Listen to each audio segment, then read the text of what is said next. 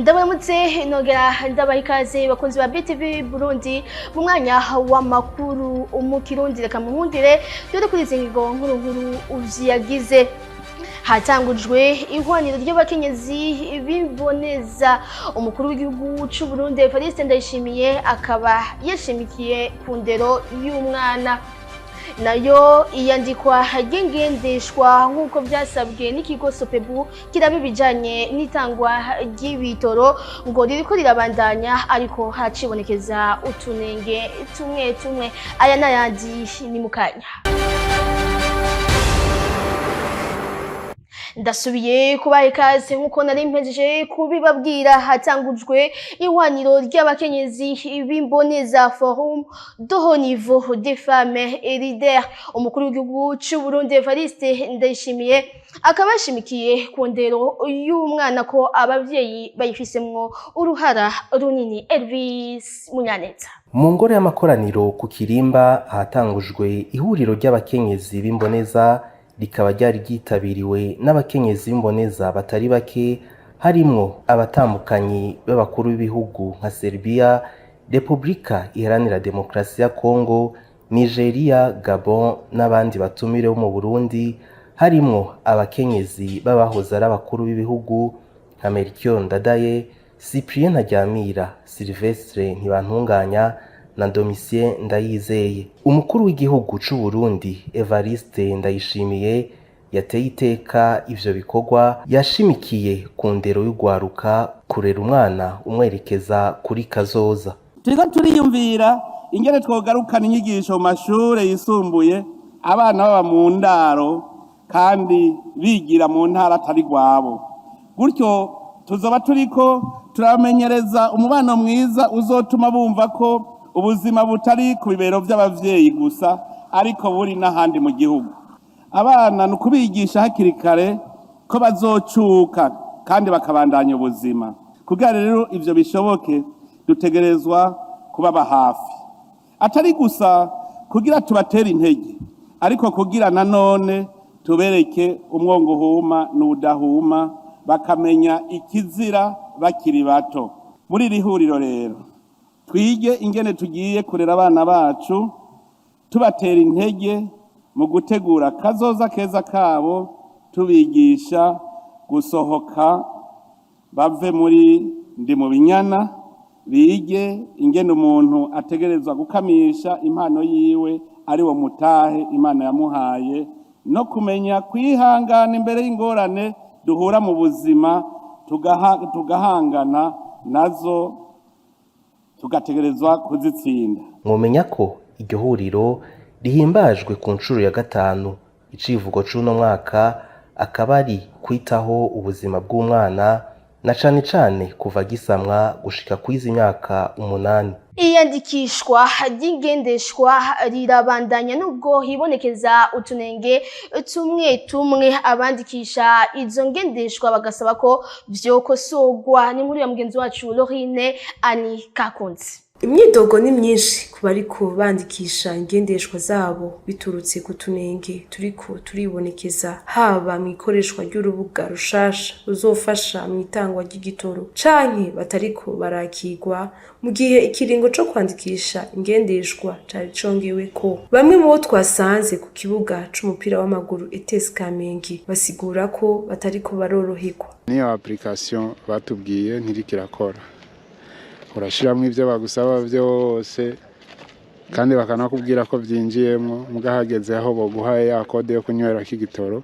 bakakubwira yuko iyo application iri désactive ngo turondere umu administrateur. Cya kabiri naco mbega harabaye rusansuma ivuga yerekana ko abarundi bose bafise itelefone ya Android. Cyo ni kibazo gikomeye ko hari abantu batafise amatelefone ya Android. Ikindi naco iyo application ntirimwo muri Play Store canke muri App Store. Ahandi hari amakenga, none nk'umuntu atunze imiduga 3 canke 5 ko buri muduga hajamwo inimero ya telefoni imwe, ategeza kuba atunze amakarte SIM 5 canke 6 bivanye n'imiduga afise. Batubwira tubuze 2 idisahurawe niyo zigeze bo bavuze ko batangura saa 2 twari abashitse ngaha 6h abari bashitse ngaha 5h gushika isaha akaba atamukozi n'umwe wa Sopebu ari ngaha. Tukuvuga nk'izi modokari zidoga interieri zikora amatransport ya mataxi ugiye kuraba ni modokari zikora asanga nk'iduga ruguru igiye Ngozi ishitseyo yanyweye dufate nk'akaroro yanyweye 60 litre umva iyo 60 litre ntazodoga Ngozi yongera imugarukane bisaba nimba ashitse hariya ko yongera kanywa ariko twumvise yuko nimba unywereye ino ukaduga igakamira hariya ni ngombwa kuzorindira igihe kigeze ukagaruka kukanywera ino ayo se n'amakenga. Nk'ejo je narazanye agapapuro ka controle technique bavuga ngo kura gutwara ngo ntivyoboka utrako nararishe urumva ninda shaba victime wewe wazanye agapapuro kandi wararishe uri ntakweri kumengo ntutwi. Abo bene gihugu baragira ico basaba ahubwo twe ico dusaba ntibaduhereze umuco nyawo tubona vy'ukuri ko bino bintu bifise intumbero nyezina umuntu ashobora kugenderako. Je numva ari uko vyogenda.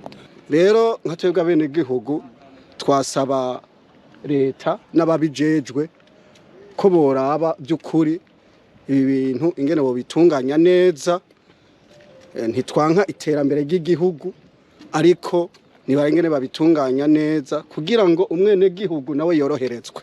Mumenya ko inyuma yaho ikiringo batanze batashoboye kwandika ingendeshwa zose ikigo kijejwe urudandazwa rw'ibitoro Sopebu carongereje ikiringo cyo kwandikishwa izo ngendeshwa kuva igenekerezo rya 6 gitugutu gushika igenekerezo rya 13 gitugutu muri uyu mwaka. Kwambara ibidede munda ku maboko no ku maguru ni bimwe byari bigize umuco w'abarundi nubwo hariho abatabitahura bivugwa n'umuhinga mu byakahise Aloyize Batungwa nayo Patrick Hatangimana. Haraheze imyaka itari mike abarundi batagifise umuco kavukire nyezina haba mu byo gusenga mu bijanye n'inyambaro mu gushaza n'ibindi nkuko vyari bimeze hambere imbere y'umuzo w'abarabu n'abazungu mu Burundi bisigurwa na Aloyize Batungwa nayo umuhinga yanonosoye akahise n'ivyabaye mu Burundi. Umuco w'u Burundi wariziziwe gushikaho uno munsi ushatse kuzana uwo muco w'ikirundi wa kera uno munsi ahubwo yitwa ko ari we atandero afise. Abarabu bashitse bazananye n'idini ry'abayisilamu bakaba bambaye ikanzu yera abarundi batanguye kubigana ari naho havuye rya jambo ngo naka yabaye musirimu. Yabaye musirimu no kuvuga yabaye mu Islamu kubera iki yoze yambaye impuzu yera no kuvuga n'umuco wa hariya muri Aziya. Mu nyuma haraza rero umuco wundi w'ipantaro ni koti ni shati. Abakenyezi barabazanira impuzu za kera zitwa maguturiya barabazanira amajipo. Nta muco wo kwambara ipantaro ku mukenyezi wabaho.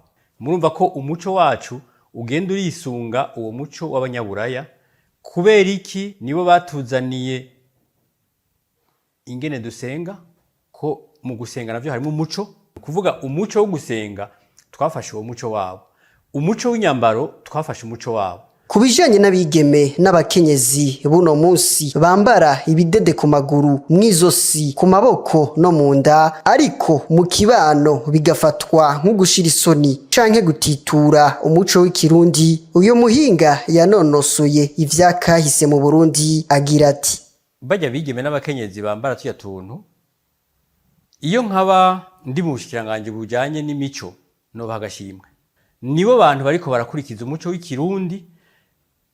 Nobereka amafoto y'umwamikazi y'umugabekazi y'umuganwakazi bambara inyerere kuva ku jisho ry'ikirenge gushika mu ntege, bambara imiringa kuva aha mu gikonjo gushika mu nkokora, bambara ubudede cyangwa ubuyeye cyangwa ubusonga nkuko bivana naha abantu babivuga mu kiyunguyungu kugira ngo babegwe hanyuma na cane cane nk'abakenyezi bobo iyo hageze mu mibonano mpuzabitsina kugira ngo bashobore gukirigita abo babasanzwe bari kumwe.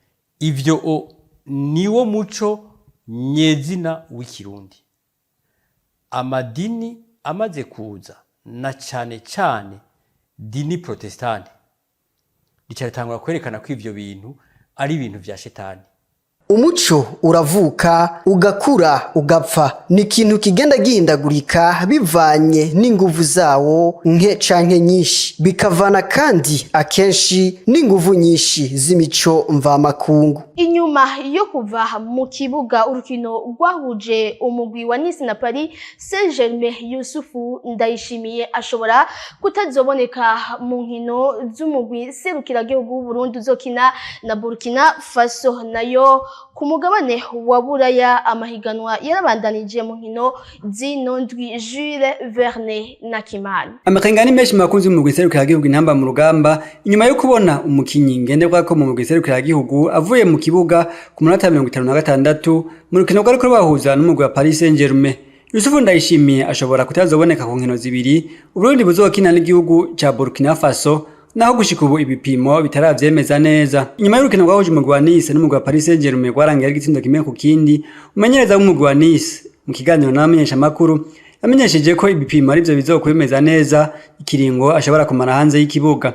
Bikazara bitegekanijwe ko Yusufu Ndayishimiye azohurira n'abandi bakinyi bagezweho mu giserukiragihugu ya Abidjan muri Cote d'Ivoire bafashe urugendo kuri uyu w'Imana bagana ico gihugu. Mu makungu amahiganwa akomeye ariko arabandanya mu mpera zino ndwi mu gihugu c'Ubwongereza umugwi wa Manchester United waraye ukuye inota rimwe i Villa Park nyuma yo kunganya n'umugwi wa Aston Villa ubusa ku bundi, ibitabujije ko uwo mugwi uguma uri mu kibanza ca 14 mu higanwa rya Premier League. Umugwi wa Chelsea the Blues nawo waje kunganya n'umugwi wa Nottingham Forest igitsindo kimwe ku kindi. Tottenham itsindwa n'umugwi wa Brighton ibitsindo 3-2. Nayo imigwi nka Arsenal na Manchester City yo yarabandanije itsinda. Muri Espagne umugwi wa Real Madrid waratsinze umugwi wa Villarreal ibitsindo 2-0, ariko uza gutakaza umukinyi wabo Dani Carvajal yagize imvune ikomeye akaba agiye kumara hanze y'ikibuga amezi agera kuri 10 yose. Hambavu y'uwo mukinyi abakinyi nka Eder Militao hamwe na Vinicius Junior ntibazaboneka mu mugwi nserukiragihugu wa Brazil kuko nabo bagize utubazo tw'imvune naho bitaramenyekana ko dukomeye, ndetse n'umukinyi Kylian Mbappe nawe ntazoboneka mu mugwi w'Ufaransa. Umugwi wa FC Barcelona waragutsinze umugwi wa Deportivo Alaves ibitsindo 3-0, byose byinjijwe n'umukinyi Robert Lewandowski aciye kwiza ibitsindo 10 mu nkino 9. Mu mwaka uheze yari yatsinze ibitsindo 19 mu higanwa rya La Liga. Mu Budagi umugwi wa Bayern Munich waraye usubiye kunganya ibitsindo 3-2 n'umugwi wa Eintracht Frankfurt, inyuma yaho bari banganije n'umugwi wa Bayer Leverkusen igitsindo kimwe ku kindi. Ugeze mu kibanza ca 5 mu gihe mwaka uheze umugwi wa Bayer Leverkusen wari warangije ihiganwa rya Bundesliga mu kibanza ca mbere badatsinzwe urukino na rumwe. Dutandukire amakuru avuga mu makungu dushikirizwa na Brenda Deborah Irambona. Dukira amakuru yacu mu gihugu ca Tunisia, aho uwahora arongoye igihugu ca Tunisia yagirizwa gutwaza umukazo n'abatavuga rumwe na leta Kais Saied. Yatsinze amatora y'umukuru w'igihugu ku majwi arenga 89% ku munsi w'Imana igenekezo rya 6 Gitugutu. Naho abitabiye mu matora igitsigiri cari gito cyane. Mu kiganiro yatanze ku Imana ku mugoroba, umukuru w'igihugu ca Tunisia yavuze ko yifuza gukomeza impinduka zo mu mwaka wa 2011 no kubaka igihugu gisukuye kitarangwa n'abarya igiturire. Yongera avuga ko Tunisia izoguma yidegemvya kandi ari igihugu cikukiye. Akavuga kandi ko Tunisia ntizokwigera yemera ko amahanga yivanga mu byo ikora. Mu makuru yatanzwe n'ikigo Sigma, Kais Saied yaronse amajwi 89.2% mu rwego rwa mbere. Acaje imbere y'uho bahiganwa Ayashi Zamel yaronse amajwi 6.9% gusa. Uwa gatatu aca aba Zuhair Magzaoud afise amajwi 3.9%. Nkuko bivugwa na Sigma, ivyavuye mu matora biritezwe ku wa mbere ku muhingamo. Ni kuri iyo nkuru duciye turangiriza kureka ndabashimira mwebwe mwese mwadukurikiranye. Shimira abagenzi banje badufashije gutorokanya ano makuru, ndabasaba kubandanya mukurikirana ibiganiro bya BTV Burundi mugiraho muba naho butaha.